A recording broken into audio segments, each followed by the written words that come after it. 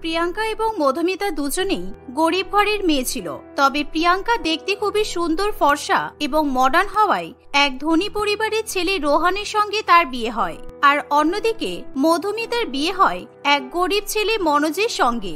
বিয়ের পর দুই বোনের জীবন সম্পূর্ণ আলাদা গতিতে চলতে শুরু করে। একদিন প্রিয়াঙ্কা তার বরের সঙ্গে গাড়ি করে সিনেমা দেখতে যাচ্ছিল, আর তখনই রাস্তাতে সে মধুমিতাকে দেখতে পায়। মধুমিতা তখন হাতে একটি ব্যাগ নিয়ে বাজার করতে যাচ্ছিল। মধুমিতাকে দেখে প্রিয়াঙ্কা তৎক্ষণাৎ গাড়ি থেকে নেমে আসে। আরে মধুমিতা, কোথায় যাচ্ছিস তুই? বিয়ের পরে তোর সঙ্গে হঠাৎ করে এভাবে দেখা হবে আমি তো ভাবতেই পারিনি। এরকম রাস্তা দিয়ে হেঁটে হেঁটে কোথায় যাচ্ছিস? আরে দিদি, তুই কেমন আছিস? আমি বাজার করতে যাচ্ছিলাম, আর কিছুটা হেঁটে গেলে সামনেই বাজার আছে। আর তুই কোথায় যাচ্ছিস? আচ্ছা, তার আগে বল, তুই হঠাৎ করে এখানে কেন? তোর শ্বশুর বাড়ি তো অন্য জায়গায়।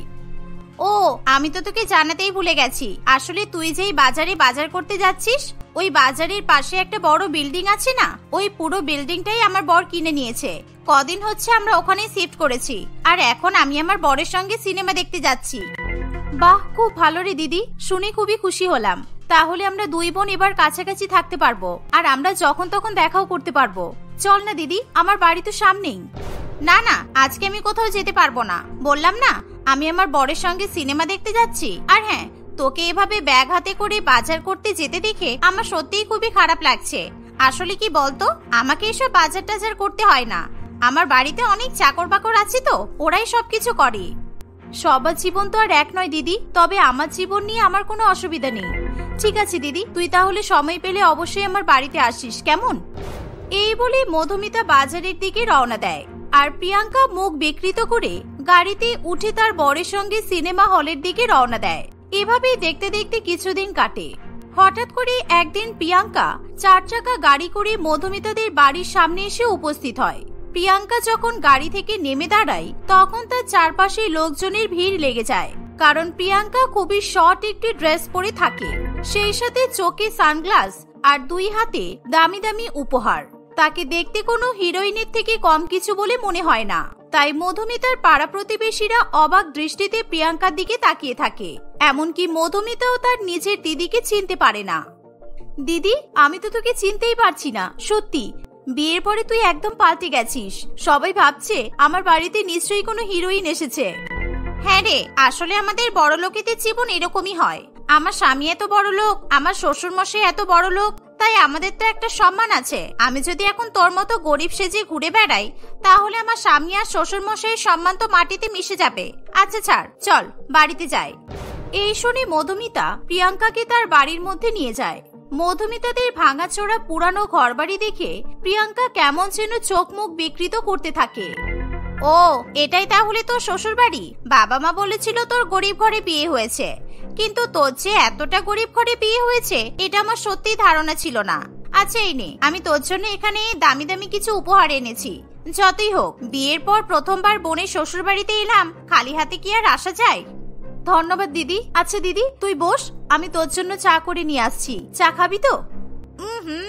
এসব খাওয়ার গল্প পরে হবে, আগে তুই আমাকে বলতো তোর বাড়ি থেকে এরকম অদ্ভুত একটা বাজে দুর্গন্ধ কোথা থেকে আসছে?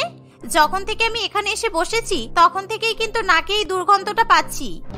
ও বুঝেছি, তুই তাহলে গোবরের গন্ধ পাচ্ছিস। আসলে আমাদের রান্নাঘরটা মাটির, তো সেই জন্য আমি রান্নাঘরটা গোবর আর মাটি দিয়ে লেপে দিয়েছি। আমি প্রত্যেকদিন সকালে এটা করে থাকি। ছি, গোবর দিয়ে তুই রান্নাঘর লেপেছিস? সত্যি মধুমিতা, বিয়ের পর তাহলে তোকে গোবরও ঘাটতে হচ্ছে। বিয়ের আগে আমরা গরিব ছিলাম ঠিকই, কিন্তু কখনো তো তোকে গোবরে হাত দিতে হয়নি। যাক বাবা, আমি তোর থেকে অনেক সুখে আছি। অন্তত তোর মতো আমাকে নোংরা ঘাটতে হচ্ছে না। আমার পুরো বাড়িটাতেই গ্রানাইট পাথর বসানো আছে। আচ্ছা দিদি, ছাড় না এসব, তুই বস, আমি তোর জন্য চা বানিয়ে নিয়ে আসছি। না রে বোন, আমার জন্য বেকার বেকার তোকে কষ্ট করতে হবে না। কারণ কি বলতো, বিয়ের পর থেকে আমি এসব চা কফি খাওয়া ছেড়ে দিয়েছি। এখন তো আমি কেশর পেস্তা দেওয়া দুধ খাই, আর তাছাড়া তোদের এই গোবর দেওয়া রান্নাঘরের কোনো খাবারই আমি খেতে পারবো না। আচ্ছা আমি এবার আসি। আসলে এখানে বেশিক্ষণ বসে থাকতে আমি পারছি না, গোবরের গন্ধে আমার কেমন যেন বমি পাচ্ছে। দিদি, তুই এমন করে বলছিস কেন? এত বেশিও তো গোবরের গন্ধ আসছে না। তুই তো এই এলি, আর এখনই চলে যাবি? হ্যাঁ রে বোন, আসলে আমি এখানে তোকে নিমন্ত্রণ করতে এসেছি। সামনের সপ্তাহতেই আমার জন্মদিন, আশা করছি তোর মনেই আছে। বিয়ের পরে এটাই আমার প্রথম জন্মদিন, তাই আমার বর আমার জন্মদিন উপলক্ষে একটা পার্টির আয়োজন করেছে। তুই কিন্তু অবশ্যই তোর বরকে নিয়ে চলে আসিস, তোরা গেলে আমি খুব খুশি হব। এভাবেই প্রিয়াঙ্কা তার বোনকে অপমান করে সেখান থেকে চলে যায়। প্রিয়াঙ্কা চলে যাওয়ার পর মধুমিতা সমস্ত উপহারের প্যাকেটগুলো খুলে দেখতে থাকে। সে দেখে যে প্যাকেটগুলোর মধ্যে অনেক দামি দামি মিষ্টি এবং নতুন নতুন জামা কাপড় আছে। এত দামি দামি উপহারগুলো দেখে মধুমিতা খুশি হবার বদলে বড্ড বেশি দুশ্চিন্তায় পড়ে। রাত্রিবেলা মনোজ বাড়িতে আসলে মধুমিতা তাকে তার দিদির বাড়িতে আসার কথা জানায়। মনোজ, তুমি আমাকে কিছু টাকা দিও, কিন্তু আমি আমার দিদির জন্য একটা সুন্দর ড্রেস কিনবো, কারণ দিদির জন্মদিনের পার্টিতে যাব, খালি হাতে তো আর যাওয়া যায় না। আর বেশি টাকা না থাকলেও চলবে, তুমি বরং আমাকে অল্প কিছু টাকা দিও, আমি দিদির জন্য দামি দামি কিছু মিষ্টি কিনে নিয়ে যাব। দেখো মধুমিতা, তোমার দিদির জীবন আর আমাদের জীবন সম্পূর্ণ আলাদা, তাই তোমার দিদির সঙ্গে নিজেকে তুলনা করতে চেও না। তোমার দিদি দামি উপহার দামি মিষ্টি এনেছে বলে তোমাকেও যে দামি দামি জিনিস নিয়ে যেতে হবে এমনটা তো নয়। মাস গেলে আমি যে টাকা পাই সেই টাকা দিয়ে আমাদেরকে খুব টেনে টুনে সংসার চালাতে হয়, আর এখন যদি তুমি তোমার দিদির জন্য দামি উপহার কিনে ফেলো তাহলে আমাদের সংসার চালানো মুশকিল হবে। হ্যাঁ মনোজ, তুমি ঠিকই বলেছো, আমাদের যেরকম সামর্থ্য সেই অনুযায়ী আমি জিনিস নিয়ে যাব। আর হ্যাঁ, আমার মনে পড়েছে, আমার দিদি আমার হাতের বেসনের লাড্ডু খেতে খুব ভালোবাসে। আমি বরং দিদির জন্য বেসনের লাড্ডু বানিয়ে নিয়ে যাব, এতে আমাদের বেশি টাকাও খরচা হবে না, আর দিদি বেসনের লাড্ডু দেখে খুশি হবে। দেখতে দেখতে প্রিয়াঙ্কার জন্মদিন চলে আসে। তবে প্রিয়াঙ্কার জন্মদিনে মনোজ মধুমিতার সঙ্গে প্রিয়াঙ্কাদের বাড়িতে যেতে পারে না, কারণ মনোজ তার কাছ থেকে কোনো রকম ছুটি পায় না। তাই মধুমিতা একাই তার দিদির বাড়িতে যায়। সে খুবই সাধারণ একটা শাড়ি পরে প্রিয়াঙ্কাদের বাড়িতে গিয়ে উপস্থিত হয়। মধুমিতার হাতে বড় একটা লাড্ডুর কৌটো থাকে। সে যখন প্রিয়াঙ্কাদের বাড়ির মধ্যে প্রবেশ করে তখন সে দেখে যে প্রিয়াঙ্কা একটা বড় রাজপ্রাসাদের মতো বাড়িতে খুবই দামি এক বিলাসবহুল সোফার উপর বসে আছে, আর সেখানে প্রিয়াঙ্কার পরিবার এবং অনেক আত্মীয় স্বজনও আছে।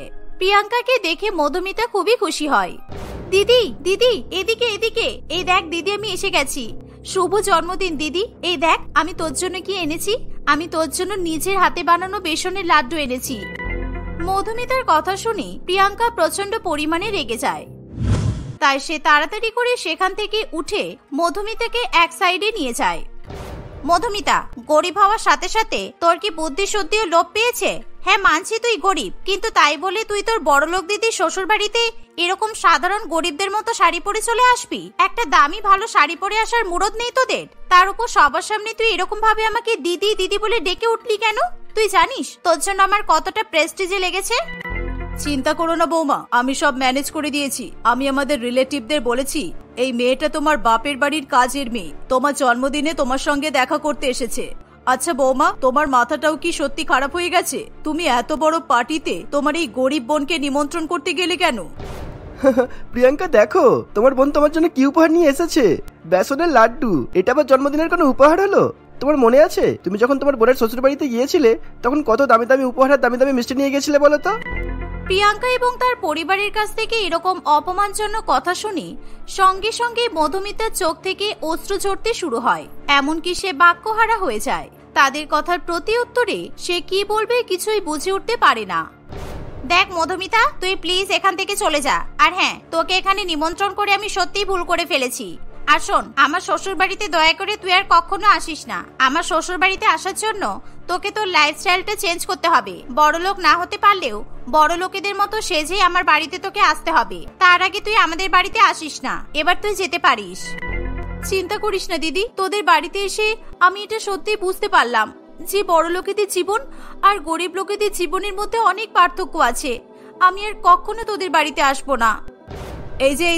এই মেয়ে, তোমার এই বেসনের লাড্ডুটা নিয়ে যাও দয়া করে, কারণ এরকম গরিবদের লাড্ডু আমার বাড়ির চাকরটাও খাবে না। এটা বরং তুমি বাড়িতে নিয়ে যাও, তুমি আর তোমার বর খেয়ে নেবে। এই শুনে মধুমিতা চোখে জল ফেলতে ফেলতে বেসনের লাড্ডু নিয়ে বাড়িতে ফিরে যায়।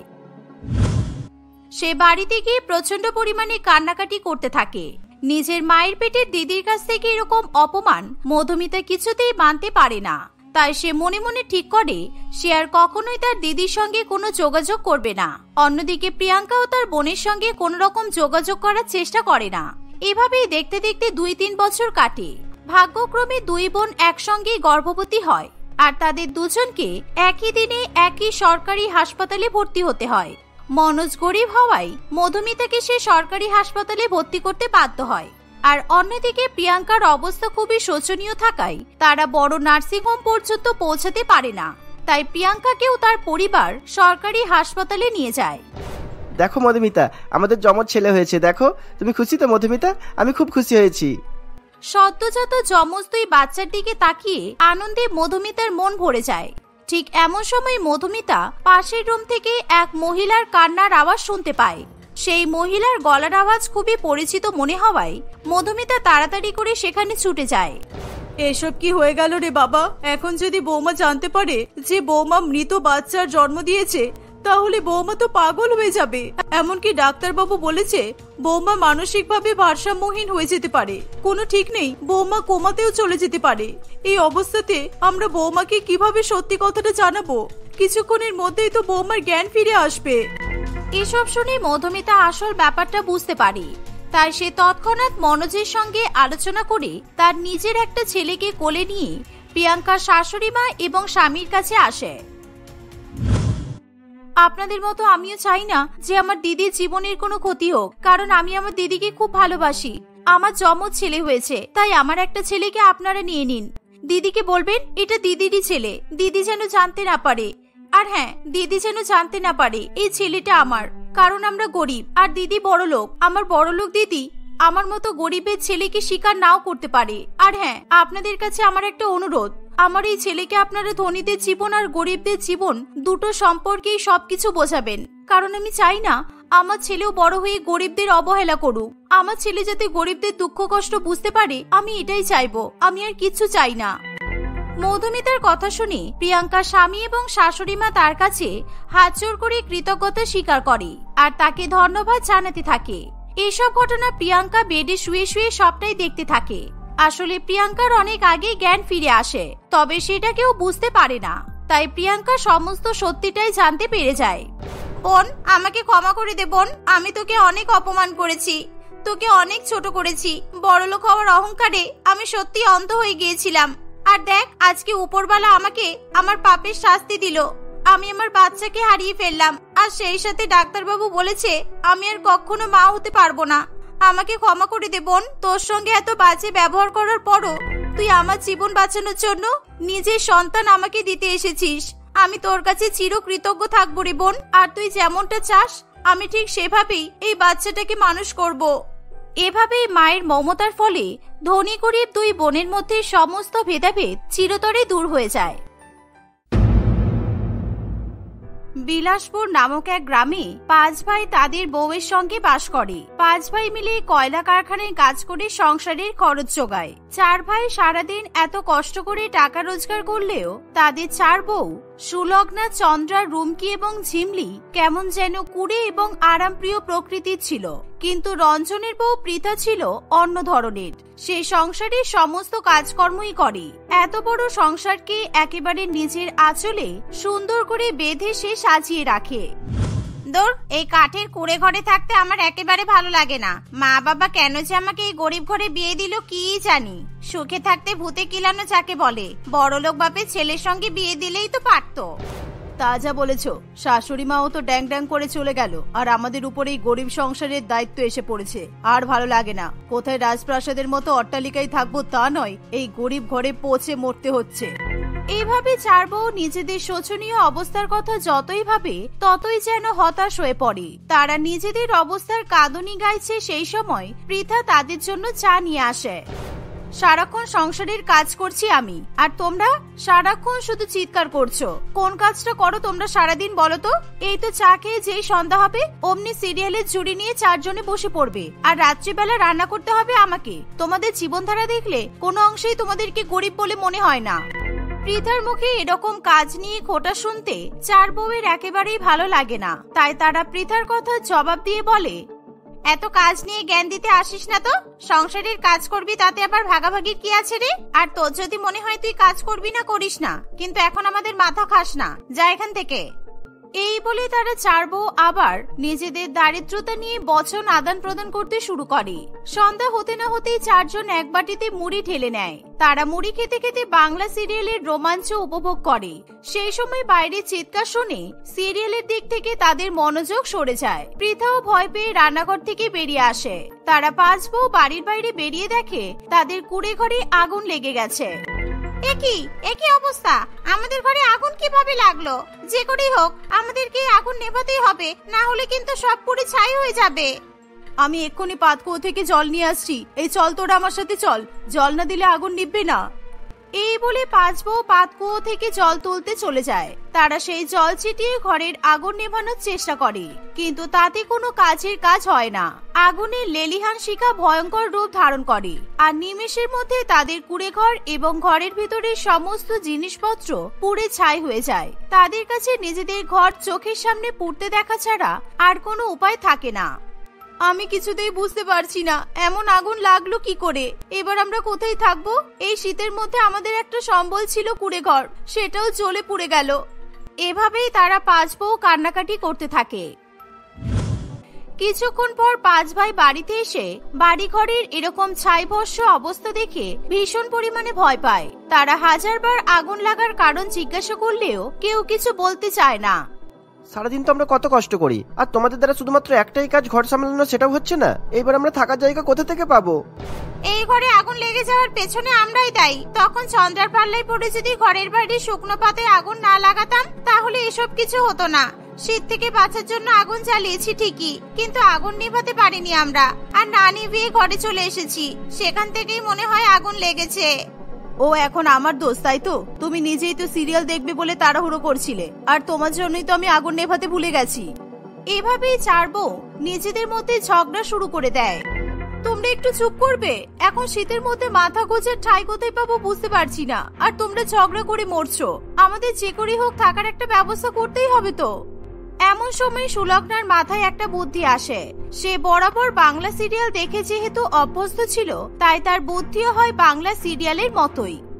আমি একটা সিরিয়ালে দেখেছিলাম যে শাশুড়ি তার বউকে বাড়ি থেকে বের করে দিয়েছিল, তারপরে গরিব বউ থাকার কোনো জায়গা না পেয়ে চারিদিক থেকে ঘাস জোগাড় করে সেই ঘাস দিয়ে ঘর বানিয়েছিল, আর ওই ঘাসের ঘরেই ও থাকা শুরু করেছিল। তাই আমি ভাবছিলাম আমরাও যদি আমাদের জন্য এরকম ঘাসের বাড়ি বানাই তাহলে কেমন হয়? এতে তো কোনো খরচও নেই। একেবারে বেকার। এখন ঘাসের বাড়ি বানানোর জন্য ঘাস কোথা থেকে জোগাড় করবো? তুমি দয়া করে তোমার সিরিয়ালের কোনো বুদ্ধি দিও না। কেন দাদা, দিদি ভাই তো ঠিক কথাই বলেছে। আর ঘাস জোগাড় করা এমন কোনো বড় ব্যাপার নয়। পাশের জঙ্গল থেকে শক্তপোক্ত ঘাস জোগাড় করলেই হয়ে যাবে, আর সেটা দিয়ে আমরা ঘাসের বাড়ি বানাবো।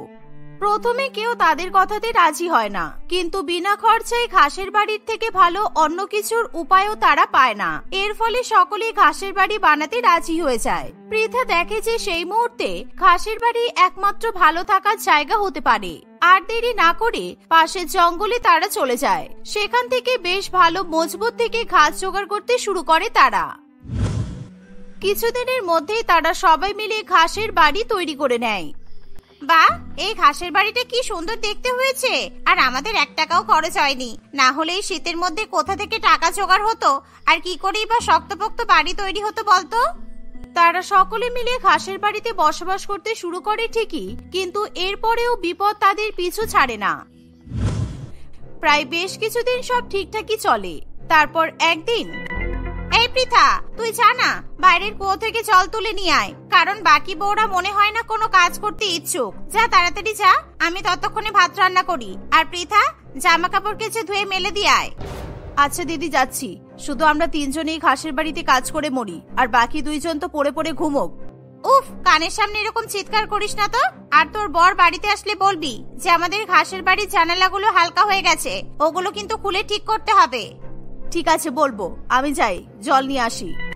সুলগ্না সবেমাত্র হাড়িতে ভাত চাপিয়েছে, ঠিক তখনই চন্দ্রা দৌড়ে ঘরের ভেতরে ঢুকে পড়ে।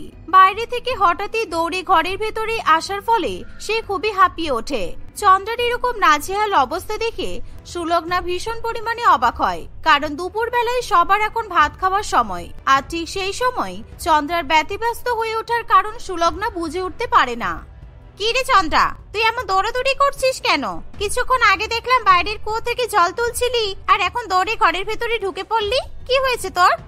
তুমি একবার বাইরে গিয়ে দেখো কি হয়েছে। এক বিরাট কাণ্ড ঘটে যাচ্ছে, আর আমি চাইলেও সেটা আটকাতে পারিনি। তাই দৌড়ে ঘরের ভেতরে তোমাদেরকে বলতে চলে এসেছি, ভাত রান্না পরে করবে। দিদি, তুমি তাড়াতাড়ি আমার সাথে বাইরে চলো। আরে এত হেয়ালি না করে তাড়াতাড়ি বল না কি হয়েছে।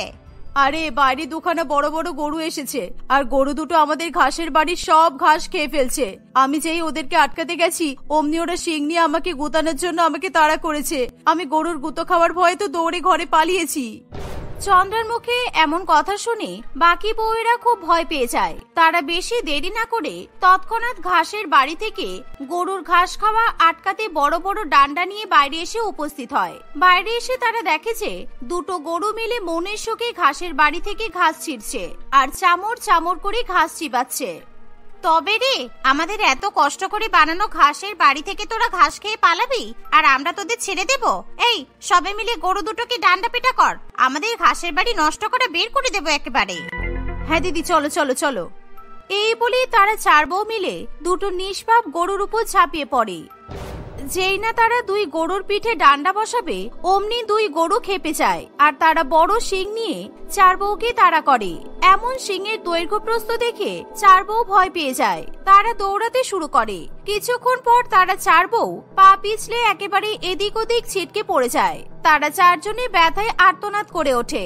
একমাত্র এই চারজনের থেকে পৃথা আলাদা হওয়ায় সে গরুর গুতুনি খাওয়ার হাত থেকে বেঁচে যায়। সে তার বাকি চার জাকে বাঁচানোর জন্য আর রেগে যাওয়া গরুদেরকে শান্ত করার জন্য তাড়াতাড়ি করে ঘরের ভেতর থেকে ঘাস নিয়ে চলে আসে।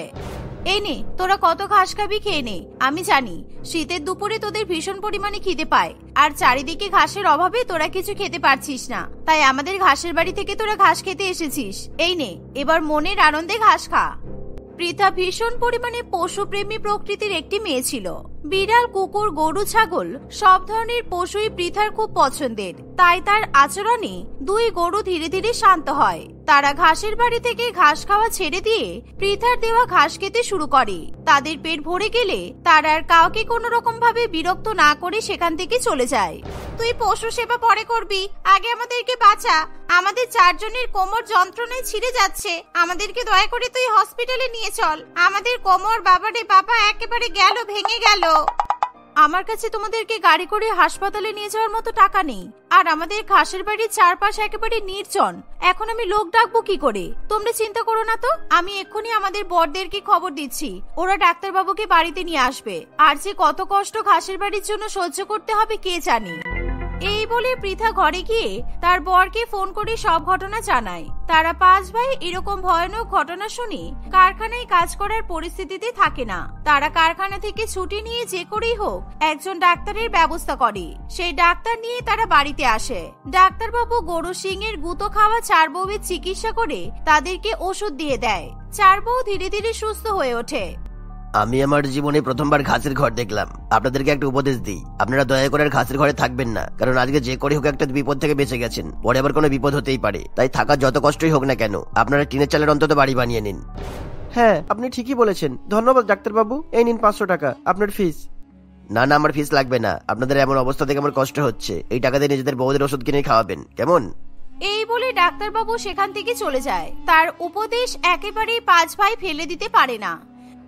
কিছুদিনের মধ্যেই তাদের বউয়েরা সুস্থ হয়ে উঠলে তারা আর ঘাসের বাড়িতে থাকা পছন্দ করে না। ধন্যবাদ পৃথা, আজকে তোর জন্য আমরা চার বউ ওই গরুর আক্রমণ থেকে বেঁচে উঠেছি। আমরা যদি মাথা ঠান্ডা রাখতাম তাহলে এরকম পরিস্থিতি হতো না। আরে তোমাদের কোনো দোষ নেই, ঘাসের বাড়ি থাকলে এরকম হওয়াটা তো স্বাভাবিক। আর এই ঘাসের বাড়ির বিপদ থেকে বাঁচার জন্য আমাদের স্বামীরা টাকা ধার করে টিনের চালের একটা ঘর বানাচ্ছে, আমরা সেখানেই থাকবো। পাঁচ ভাই মিলে কষ্ট করে হলেও কিছু টাকা জোগাড় করে। সেই টাকা দিয়ে তারা ঘাসের বাড়ি ভেঙে সেই জায়গাতেই টিনের চালের বাড়ি তৈরি করে। সেই টিনের চালের বাড়িতে আর কোনোদিনও কোনো পশুর এমন অবাঞ্ছিত আক্রমণ হয় না। তারা এভাবেই সুখে শান্তিতে বসবাস করতে থাকে।